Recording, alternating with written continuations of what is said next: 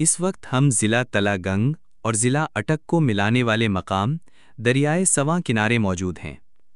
Team کے ساتھ کلمہ چوک ملتان خورد فوجی آٹوز پر پہنچے۔ معزز شخصیت فوجی فروز خان اینڈ سنز نے شاندار استقبال کیا۔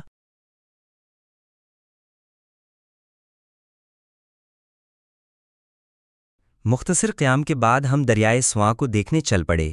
کچھ دوست ہمارے ساتھ گاڑی میں تو کچھ موٹر سائیکل پر ہمارے سفر کا حصہ بنے۔ ہم ضلع تلہ گنگ اور ضلع اٹک کے درمیان بہنے والے دریائے سواں پہنچ چکے ہیں۔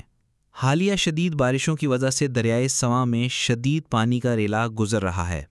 ویڈیو میں آپ تراب پل سے پانی کی شدید بہاؤ کو دیکھ سکتے ہیں۔ شام کا وقت تھا، یہاں بہت سے افراد دریائے سواں کو دیکھنے آئے ہوئے تھے۔ دریا کا پانی ٹھاٹھے مار کر پوری شدت سے بہہ رہا ہے۔